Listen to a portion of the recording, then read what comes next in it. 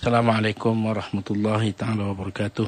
Bismillahirrahmanirrahim. Alhamdulillahirabbil alamin wa bihi nasta'in ala umurid dunya waddin wa sallallahu wa sallam ala sayyidina Muhammadin khatamin nabiyyin wa alihi wa sahbihi ajma'in. Wala haula wala quwata illa billahil aliyil azim. Alhamdulillah, alhamdulillah. Saya terus mengajak para pendengar Radio IKIM untuk kita berusaha lagi dan menjadikan ruang yang Allah berikan kepada kita, yang mana kita perlu letak, iaitu maksud kita menuntut keredaan Allah. Dan keredaan Allah hanyalah dalam ketaatan kita kepada Allah. Tapi pada hari ini kita nak perkatakan sambungan daripada minggu lepas. Kalau dulu kita kata adalah sebab-sebab mewajibkan mandi. Tapi hari ini kita nak beritahu bagaimana cara kita nak mandi. Apakah rukun-rukun mandi? Rukun mandi mudah. Pertamanya ialah kita perlu niat. Kerana kita tahu ini adalah satu ibadat, maka kita akan diberi pahala apabila kita niat. Maka kita niat untuk angkat hadas, atau niat untuk mandi wajib, atau niat kita untuk membolehkan solat. Maka itu yang pertama, kita perlu niat. Jadi, kalaupun di sana ada beberapa sebab-sebab yang mewajibkan kita mandi. Mungkin seorang itu sebab dia antaranya ialah kerana dia pernah bersama dengan isteri, dan isteri pula dalam masa yang sama lepas bersama tak sempat mandi, datang haid ataupun datang nifas dan sebagainya. Ada beberapa sebab. Maka dalam beberapa sebab ini mencukupilah dengan satu niat. Saja aku mandi, angkat hadas, cukup untuk semua sebab. Tak ada masalah. Maknanya tak perlu kepada banyak untuk kita detailkan satu demi satu. Memadai dengan angkat hadas untuk hadas perhubungan jenis, untuk hadas keluarnya mani, untuk hadas haid ataupun nifas. Itu yang pertama. Maknanya kita kena niat untuk angkat hadas. Cuma kita perlu, kalau kita nak campurkan. Kadang-kadang ketika itu kita mandi wajib, dalam masa yang sama kita dituntut pula mandi sunat. Katakan nak pergi Jumaat. Jadi dia bangun pagi Jumaat, dia niatkan dua sekali.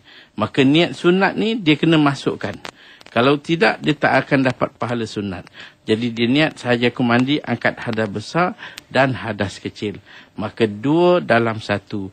Maka itu dituntut. Bila nak niat? Bila mana air mula kena pada badan. Tak kira kerana badan dalam mandi ini dikira satu anggota. Daripada ujung kaki sampai ujung rambut. Satu anggota. Kalau wuduk dulu kita kata muka lain, tangan lain, kepala lain, kaki lain. Tetapi dalam mandi tak. Kita boleh mandi mana-mana saja. Bila kita mula mandi, maka di situ bermulanya niat kita. Yang kedua ialah kita kena ratakan air. Dan di sini dilihat, kalau badan kita ada najis yang kita nampak dipanggil aini, basuh dulu najis tu. Kerana nanti takut bila kita basuh, kita mandi dalam tu kita basuh, tiba-tiba air terhenti, badan kita berlumuran dengan najis. Lepas tu kita kena basuh dulu najis. Kalau ada najis aini. Tetapi kalau najis tu najis hukmi, sudah tidak kelihatan lagi, memang ada najis tapi kita tak basuh. Kita sapu, kita lap, apa semua bersihkan, maka dia dikira masih ada najis. Maka di situ memadai dengan sekali kita basuh. Mana ratakan sekali, najis aini, najis hukmi akan hilang. Tapi najis aini kita kena basuh lebih awal sebelum kita ratakan. Jadi rukun mandi yang kedua ialah meratakan air ke seluruh kawasan yang zahir. Daripada ujung kepala sampailah kaki. Cuma kita jagalah kawasan-kawasan yang sulit. Seperti di bawah ketiak, di kawasan-kawasan yang berlipat, di telinga kita, di antara celah sebelah depan dan belakang. Kawasan-kawasan ini kita kena pastikan supaya jangan ada kawasan yang tidak kena pada air. Biarkan ianya basah, maka itulah yang dikatakan mandi wajib. Alhamdulillah. Itu dia penerangan yang khusus dapat kita mendengarkan di awal pertemuan kita dalam solat tahsinul ibadah pada kali ini bersama bagi Ustaz Al-Fadil, Ustaz Muhammad Fadli Al-Yamani, dalam kita membawakan tajuk rukun mandi. Pada anda boleh bersama-sama kami untuk ke Facebook IKIM.FM menghantarkan soalan-soalan yang akan dapat dijawab bersama oleh bagi Ustaz. Dan mungkin sebagai memulakan persoalan Ustaz daripada rakan-rakan pendengar kita, daripada Nur Amalina, katanya saya pernah dengar orang cakap kalau dalam solat, contoh dalam sujud akhir, hanya boleh melafazkan ayat Al-Quran sahaja. Jadi kalau ada permohonan hanya dalam hati. Jadi mohon Ustaz boleh berikan penerangan. Kita kalau nak berdoa, kerana memang solat itu daripada takbir sampai salam adalah doa. Solat itu segi bahasa Arabnya as-salatu lughatan ad-doa. Kita boleh berdoa. Jadi kalau nak doa mana-mana tempat pun boleh. Dan bahkan kalau dalam sujud akhir kita nak berdoa, maka doa tu mesti doa yang warid. Maknanya doa yang datang daripada Al-Quran ataupun doa yang datang daripada baginda sallallahu alaihi wasallam. Ataupun kalau kita dalam hati kita pun tidak menjadi masalah. Jangan kita lafazkan doa kalau bukan daripada dalam bahasa Arab ataupun yang datang daripada Al-Quran. Maka kalau kita lafazkan dalam bahasa Melayu ke bahasa apa, itu tak boleh. Maka sebenarnya kita boleh berdoa pada sujud yang pertama, itu lebih baik daripada sujud akhir. Kita boleh berdoa pada sujud yang kedua, sujud yang ketiga dan sebagainya. Mana dalam sujud itu kita boleh baca ayat-ayat yang berbentuk doa sebagai kita mengharapkan apa saja harapan kita, minta Allah makbulkan. Boleh, tak ada masalah. Tak ada masalah, insya-Allah. Baik, ada pertanyaan juga Ustaz, katanya kalau perempuan solat, pemakaiannya pakai seluar jeans, pakai t-shirt labuh, pakai stokin, menutupi aurat, jadi apa hukum Ustaz? Yang penting ialah menutup warna kulit. Walaupun pakaian tadi dilihat ketat, menampakkan bentuk badan dan tidak ada timbul fitnah, maknanya dia bersendirian di rumah, maka dia berpakaian yang begitu rapat, ketat sehingga menampak bentuk badan. Yang penting auratnya tertutup, daripada kakinya tak kelihatan. Kalau nampak pun hanya pergelangan tangan keluar, itu sahaja. Sama ada di tapak atau belakang tapak tangan, itu saja boleh. Lain pada itu semua tertutup, maka bahagian sujudnya dapat dia sujud dengan sempurna, maka tak ada masalah.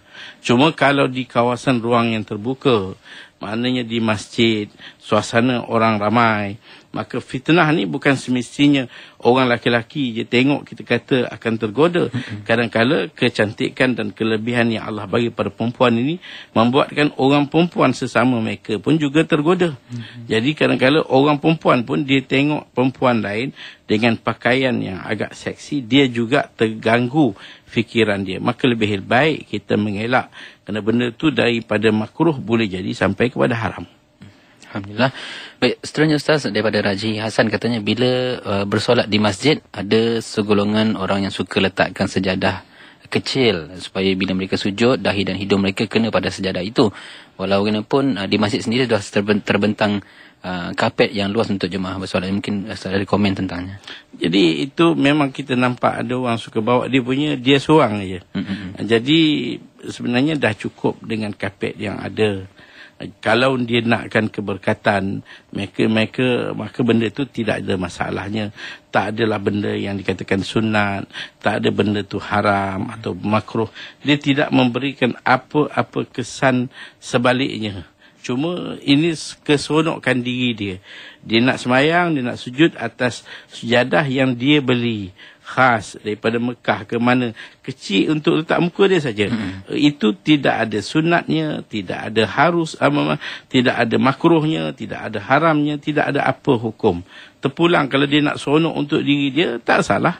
Kita tak boleh kata benda tu makruh, kita tak boleh kata benda tu haram, dan tidak ada apa hukum pun di sebalik itu. Saja dia seronok untuk dia. Biarkanlah, banyak orang hari ini keseronokkan diri dia, dia nak buat tanpa ganggu orang lain, tak ada masalah. Tak ada masalah, insya-Allah.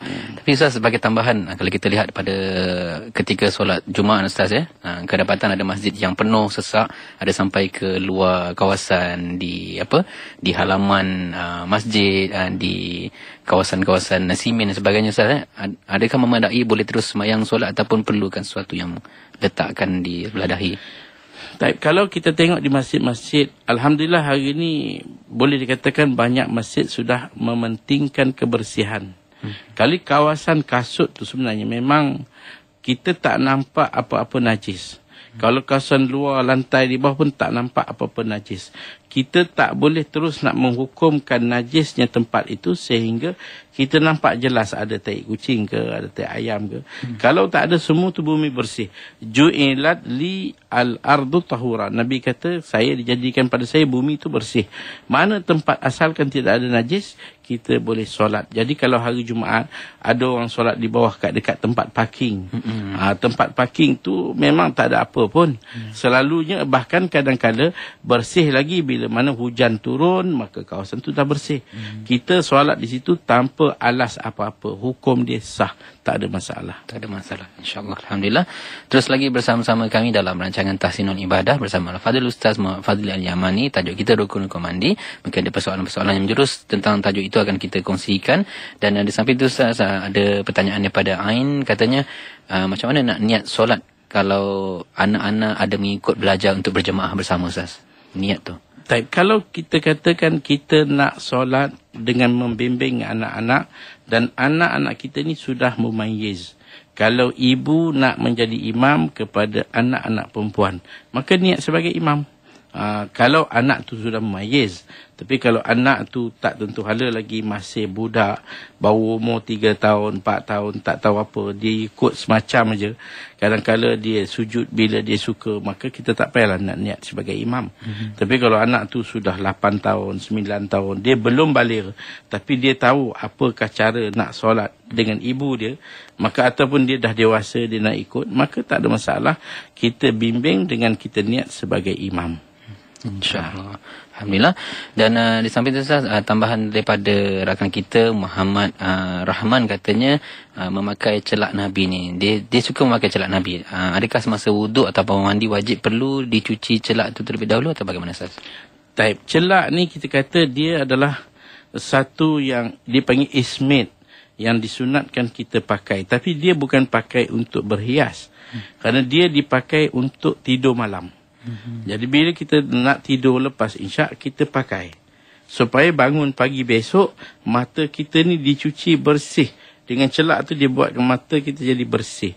Jadi dia selalunya ismit yang ada ni, dia tidak menjadi penghalang air. Kalau kita basuh, maka air akan kena pada setiap kawasannya, maka tak ada masalah. Kalau kita ambil uduk, tak perlu kita cuci pun tak apa. Kerana dia memang tidak menghalang air. Cuma kita kata mencelak bukan perhiasan. Dia adalah sesuatu yang kita pakai bila nak tidur malam. Dan sebelum kita berhenti rehat, mungkin ada satu lagi soalan yang boleh kita kongsikan Ustaz. Daripada Zakwan, katanya kalau sebaik saja selesai mandi wajib, pada mulanya yakin telah buat sempurna, tiba-tiba rasa pula datang was-was tidak sah mandi wajib atau sebagainya. Mungkin ada apa penjelasan Ustaz? Kalau kita dah mandi siap, tiba-tiba datang satu bisikan kata, ada kaki tak basuh, ada mana kawasan tak kena, maka kita jangan layan. Kita punya mandi sudah sah. Melainkan masa kita mandi tadi. Kalau kita dalam mandi, kita terasa ada tempat ni tak basuh. Basuh. Ini tempat belum basuh. Basuh. Mana je belum, kita kata belumlah kita basuh. Tapi bila dah sudah mandi, bila kita selagi tidak ada yakin. Kalau memang kita yakin ada tempat tu tak basah, maka kita kena basuh lah. Dia tak ada masalah. Kita tak perlu nak mandi semula. Basuh di situ je. Contohnya dia dah mandi seluruh badan. Tiba-tiba dekat ujung siku dia ada setumpuk cat. Maka dia keluarkan cat, ambil air, basuh di situ je. Maka selesailah mandi dia. Jadi kalau benda tu tidak yakin, dia jadi macam satu was-was, basuh atau tidak basuh, maka kita kata potong terus. Awak dah basuh, maka selesai mandi kita. InsyaAllah. Lagi soalan berikutnya, ini masih lagi dengan dari segi sikap was-was ni Ustaz. Ada yang bertanya, bagaimana cara ataupun ada tips terbaik untuk hilangkan rasa was-was dalam diri? Kita perlu dapatkan maklumat ilmu yang jelas. Kerana ilmu ni segala-galanya dah siap. Kita tidak perlu ada rasa ragu-ragu. Dan was-was ini adalah satu permainan syaitan. Kita jangan layan sama sekali. Dan kita ada kaedah dia. Contohnya, kalau dalam solat kita was-was, dah baca atau belum? Terus kita ambil jawapan belum dan buat. Selesai masalah was-was.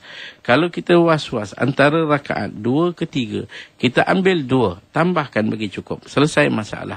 Kalau selepas salam, kita datang pula timbul was-was, kita kata sudah. Macam contoh, aku ni baca tak Fatihah tadi. Bila lepas salam, kata dah baca. Rokok ke tak rokok tadi? Jawapan dia dah rokok. Apa pun semua jawapan dia sudah. Dan kalau ada was-was dalam masalah niat, maka itu tak boleh was-was kerana niat ni sekali saja. Kalau terganggu juga, maka masalah kita. Jadi kita kena ambil ilmu daripada tempat pengajian yang betul, daripada ulama yang betul. Maka kita buat dengan amal yang meyakinkan. Tak perlu ada was-was. Kerana was-was ni kita ingat kita nak buat bagi cantik. Sebenarnya dia menjadi lebih buruk lagi amalan kita. InsyaAllah. Semoga dapat kita menghindari sikap tersebut, Ustaz, ya? Ya, InsyaAllah. Baik, daripada Nadia katanya, bolehkah wanita yang sedang haid memotong kuku dan rambut? Kita bila dalam keadaan haid ni, hukum dia makruh kalau kita potong kuku, kalau kita potong rambut. Kerana apa yang kita perlu faham, bila kita nak potong kuku pun, kita kena cari hari dia. Jangan pula hari-hari yang tak kena waktunya. Kalau boleh potong kuku, sebaik-baiknya ialah hari Jumaat pagi atau hari Khamis atau hari Isnin. Itu hari yang terbaik. Jadi kalau kita potong, kalau boleh kuku ke rambut, kita jangan buang merata. Kita ada tempat dia. Contohnya kalau rumah kita tu ada tanah, kita tanam kat dalam. Kerana benda ni kita nampak adalah remeh. Tetapi di akhirat kelak, semuanya ni akan diletakkan atas timbangan amalan kita. Kita akan tengok dia akan datang kuku kita, rambut kita dalam memberatkan lagi kebajikan-kebajikan kita. Jadi sebab itu kalau kita dalam haid, kita jangan usik benda tu. Maknanya jangan potong. Kerana haid kita akan habis bila-bila masa. Biarlah tunggu kita dalam keadaan bersih, kita potong. Kalau dalam haid, mana benda tu tak akan dapat menampung, membantu kita dalam meringankan amal. Tapi kalau kita dalam keadaan bersih di waktu yang tepat, maka dia akan sentiasa menampung kebaikan-kebaikan kita dalam timbangan amalan kita di akhirat kelak. InsyaAllah. Baik. Kita terus lagi bersama dengan persoalan berikutnya. Dan seterusnya, Ustaz, daripada Ayu katanya, adakah perlu qada solat fardu dalam masa kita menunggu selama 24 jam untuk memastikan bahawa kita betul-betul sudah suci daripada hadas besar? Tapi kata perempuan, katakanlah dia masih rasa putus haid dia tak menentu. Dia tak ada adat yang dia boleh pakai setiap bulan. Jadi sekarang ni mungkin katakanlah dia telah berhenti lebih awal. Bulan lepas 7 hari, tiba-tiba bulan ni 6 hari. 6 hari dah bersih dah. Dia masih belum yakin bahawa darah tu dah putus. Mungkin ada lagi. Dia tunggu 1 hari. Tunggu cukup hari ke-7 memang dah tak ada putus. Maka dia kena qada hari yang ke-6 tadi. Dia kena qada solat dia 5 waktu. InsyaAllah. Baik, seterusnya, Ustaz, daripada Hidayah, katanya, adakah mereka yang mengalami darah istihadah perlu mengambil wuduk semula untuk melakukan solat sunat seperti solat sunat tarawih, dan bolehkah mereka mengikut solat berjamaah? Bagi perempuan yang ada masalah, ini dipanggil masalah umum membalwa, iaitu penyakit yang datang sesuatu yang tak diundang. Mana penyakit ni memang selalulah bila datang darah istihadah, datang lebih daripada tempoh dia. Jadi apa yang perlu dibuat ialah bila masuk saja waktu, dia bersih, kemudian dia tutup, dia ambil wuduk secara sekali jalan, kemudian dia solat fardu. Dan boleh digunakan untuk beberapa solat sunat. Tak ada masalah. Satu wuduk untuk solat isyak, dan wuduk yang sama juga dia boleh guna untuk solat-solat sunat tarawih 20 rakaat. Boleh, tak ada masalah. Yang tak bolehnya, satu wuduk untuk 2 fardu. Itu tak boleh. InsyaAllah. Seterusnya, Ustaz, daripada Liana, berkenaan dengan qada puasa ni, Ustaz. Sekiranya tinggal puasa 2 hari pada tahun 2011 dan tidak qadakan sehingga masuk puasa pada tahun 2013. Maka puasa 2 hari perlu diqada berapa hari, Ustaz? Ada pendapat katanya ada ganti 6 hari, ada yang dengan bayar fidyah. Mungkin ada penjelasan terbaik dulu Ustaz. Kalau dah 2011 2 hari dia diberi ruang sampailah kepada 2012 setahun. Ini 2 hari je. Mana tak ada apa-apa denda lain. Tapi kalau 2012 dia tak qada masuk 2013. Jadi makna sudah setahun. Makna 12 sampai 13 dah setahun. Maka di situ dia didenda. Kalau 2 hari dia kena bayar juga 2 hari, tetapi 1 hari dia bayar dengan 1 cupak. Makna setahun dia telah tinggal. Jadi kalau bertambah tahun dikira 1 hari 2 cupak. Bertambah tahun lagi 1 hari 3 cupak. Begitulah dia punya gandaan. Tapi 2 hari tetap 2. Cuma didenda dengan bayaran cupak dia. Tambahannya dengan cupak saja. Saya. Dan dari segi pembayaran cupak tu dengan kadar katanya boleh ke dinilaikan dengan wang Ustaz? Ya, sekarang ni kita nilai dengan wang lah. Kerana kalau kita bagi beras, sebab itu kalau kita tengok di Malaysia, amalan kita sekarang ni kebanyakan kita tengok di setiap negeri, kita bayar zakat fitrah dengan duit. Kalau nak kira asal mazhab, ialah bayar dengan beras. Tapi orang-orang miskin yang kita bagi, mereka pun tak nak buat apa dengan beras yang banyak. Sampai penuh berkilo-kilo, bergatang-gantang. Dia besok nak raya takkan nak makan beras saja. Jadi dia nak beli pakaian untuk anak. Jadi kita boleh ganti daripada beras kepada ringgit. Begitu juga fidyah tadi, daripada beras kita bagikan kepada ringgit. Boleh, tak ada masalah. InsyaAllah. Dan berikutnya saya daripada Maya katanya mandi sesuatu yang menyihatkan dengan izin Allah. Saya dengar sesiapa yang mandi sebelum terbit matahari dengan izin Allah, perut yang mula buncit akan menurun. Bila banyak mandi, badan akan menjadi kuat dengan izin Allah.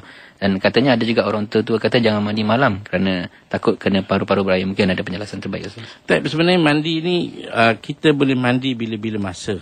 Cuma kita jagalah. Kadang-kadang kita perlu tanya orang tua-tua, kita perlu tanya doktor-doktor, apakah waktu yang patut kita mandi. Kita cari masa, sebab itu dalam keadaan kita badan sedang panas, melekit, perlu kita tunggu sekejap. Bagi rehat, tenang, sejuk badan, kita mandi. Tak ada masalah, selagi tidak mengganggu kesihatan kita. Kerana ada juga orang mandi, lama-kelamaan dia bawa kesan kepada paru-paru berair. Antaranya kata sebab mandi malam. Jadi kalau kita boleh elak, kita elak. Ini benda bukanlah suatu yang didatangkan hadis bahawa awak mandi malam datang. Maka itu kita bukanlah suatu, ini adalah nasihat orang tua-tua, nasihat para pakar doktor dan sebagainya, kita guna pakai. Contohnya mandi di waktu malam di laut atau di sungai, itu digalakkan kita supaya jangan mandi malam. Jangan kita pergi tepi sungai ataupun pergi tepi laut, kita mandi berendam katanya. Kerana memang ada nas bahawa jin dan syaitan ni akan berendam dalam air. Jadi bila kita turun, dia akan buat gangguan kepada kita. Jadi kita elakkan mandi pada waktu yang mana sesuai, itu lebih baik.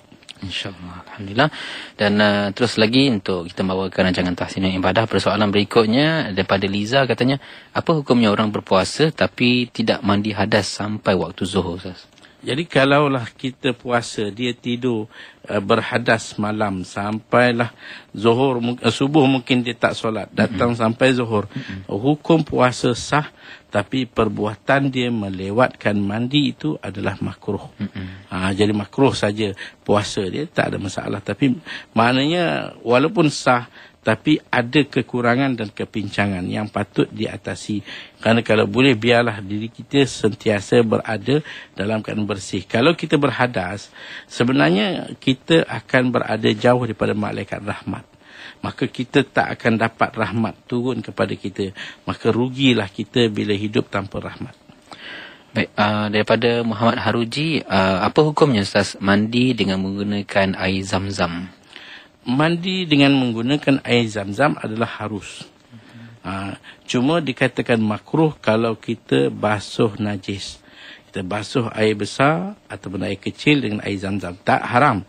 Dia bukan haram, tapi makruh. Kalau kita mandi dengan air zam-zam, itu harus. Macam kita ambil air zam-zam buat wuduk, tak ada masalah. Boleh. Kita ambil air zam-zam buat mandi, boleh, tak ada masalah. Harus. InsyaAllah. Baik, Kifli katanya, soalannya kata mandi subuh itu sunat atau tidak, Ustaz? Saya baca Rasulullah SAW suka mandi sebelum subuh. Mungkin ada penjelasan, Ustaz? Kita akan jumpa dalam mandi-mandi sunat ni, dia tak masuk yang dikatakan mandi subuh. Ada baginda yang suka mandi, contohnya baginda suka mandi malam antara maghrib dengan isyak di bulan Ramadan. Dan di sana ada mandi-mandi sunat yang kita akan bawa pada akan datang nanti, di mana sunat Jumaatnya, sunat hari rayanya, tapi tak pula didetailkan, disebut sebagai mandi sunat subuh. Tak ada. Mungkin setengah-setengah negara, kalau kita pergi negara-negara sejuk, mereka bukan akan mandi, dia akan mandi seminggu sekali je, Jumaat je.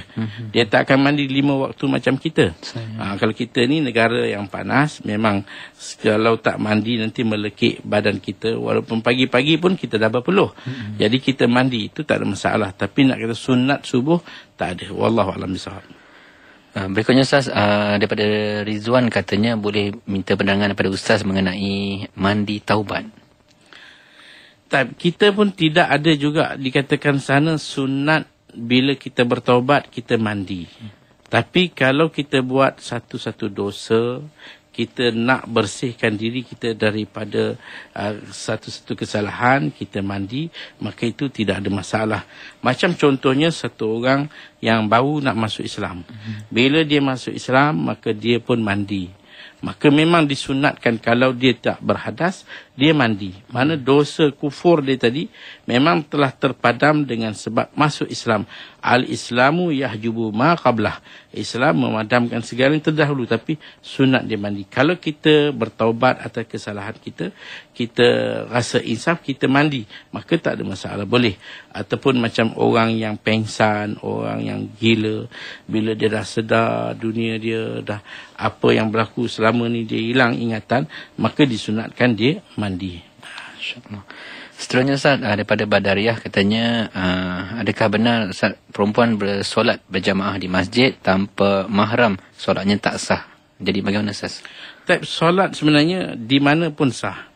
Cuma orang perempuan tidak dituntut menghadirkan diri ke masjid seperti tuntutan mana kepada laki-laki. Kerana apa nak dituntut? Kerana kita tengok perempuan ini, dia mempunyai peranan dan tanggungjawab di rumah. Dia membantu suami. Jadi suami akan arah dia, awak tolong tengok anak-anak, awak basuhkan semua pakaian saya, awak siapkan makanan saya. Dia sebagai isteri kena patuh. Jadi kalau dia pergi masjid, maka tak jalan semua kerja ni. Sebab itu makruh dia buat macam itu. Jadi dia taat kepada suami. Dia solat di rumah lebih baik. Tapi kalau dia pergi juga, rumah dia kebetulan sebelah je dengan masjid, dan tidak timbul apa-apa masalah, fitnah dan sebagainya, maka solat dia sah, tak ada masalah. Cuma jangan dia abaikan tanggungjawab. Dia lebih mementingkan solat berjemaah sehingga tanggungjawab dia sebagai isteri tak terjalan dengan baik, maka itu tak boleh. InsyaAllah. Dan berikutnya, Ustaz, daripada Lia katanya, boleh ke disekalikan niat mandi wajib dengan mandi sunat? Contoh, mandi junub dengan mandi sunat Jumaat. Memang ini yang kita sebut tadi, bahawa boleh kita, soalan dia, kalau dengan satu niat, kita pada hari Jumaat niat untuk mandi wajib saja, adakah sunat masuk? Kita kata tak masuk. Awak perlu kepada dua niat. Maknanya kalau dua niat, satu mandi sekali saja, tapi kita niat untuk angkat hadas besar, dalam masa yang sama niat juga untuk sunat Jumaat. Dua niat dalam satu, boleh ke? Boleh, dan itulah yang paling baik sekali. Boleh disekalikan dalam boleh, niat, Ustaz? Boleh disekalikan, dua dalam satu, boleh, tak ada masalah. Tak ada masalah, insyaAllah. Dan berikutnya, Ustaz, daripada Mas Lina katanya, apakah hukumnya jika seseorang itu melengah-lengahkan mandi wajib sedangkan haidnya sudah bersih, dan perlukah berwuduk sebelum mandi wajib? Kalau dia melengah-lengahkan dengan alasan apa? Kita kata kalau alasan dia malas mandi, air itu sejuk lagi, dia dah bersih pukul 7 pagi, 8 pagi, nak solat Zuhur, jadi biarlah nanti tengah hari sikit mandi, itu tak ada masalah. Tapi jangan dia melengah-lengahkan sedangkan solat dah masuk. Dan dia melengah-lengahkan sedangkan suami sudah berhajat sampai masa, suami dah lama dah bercuti, jadi sekarang suami dah nakkan hajat dia, maka di situ wajib disegerakan. InsyaAllah. Baik, seterusnya daripada Hadi Shah katanya dari Sabah, apakah hukumnya kalau kita tertinggal solat subuh secara tak sengaja? Ini sesuatu uzur. Kita ada 4 keuzuran yang Allah tak ambil kira dosa daripada kita. Pertama ialah keuzuran kita lupa. Benda yang kita tak boleh buat. Kadang-kadang ingatan kita tak ingat sama sekali. Dalam satu-satu tugasan, kesibukan kita, sedar-sedar waktu asar dah masuk. Zuhur tak solat lagi. Maka itu dimaafkan. Tapi bukan mana habis macam tu, kita kena solat lah. Yang kedua, kalau kita tidur. Kita tidur dalam keadaan kita penat, letih dengan satu kerja, yang mana kita tidur sebelum masuk waktu. Katakan satu orang pergi mancing, balik pukul 3 pagi, pukul 4 dia tidur, jaga pukul 8 pagi. Tak ada masalah. Kerana bertidur ni bukanlah sesuatu yang mampu kita atur. Kita tak boleh nak tengok bila mula tidur, bila bangun tidur, luar daripada perancangan. Kita dah siapkan dengan jam, dah bunyi pun, tapi ada orang tak sedar-sedar juga. Yang ketiga ialah kita diuzurkan kalau kita boleh jamak. Kita nak buat jamak. Katakan kita nak jamak takhir. Zuhur dah masuk. Kenapa tak solat? Kita dalam perjalanan. Saya nak jamakkan takhir. Maka zuhur berlalu sampai habis waktu. Dia tak solat. Itu adalah satu keuzuran. Kerana dia boleh buat jamak takhir. Ataupun yang keempat ialah uzur dengan keadaan bila mana dia dipaksa. Dia diugut oleh musuh. Kalau awak solat, saya akan tembak awak. Senjata dah dekat kepala dah. Jadi dia tak ada pilihan lain. Kalau dia solat, memang dia akan mati. Maka di situ, dia tak solat sampai waktu habis. Maka itu adalah keuzuran yang Allah maafkan. Nanti qada balik. InsyaAllah.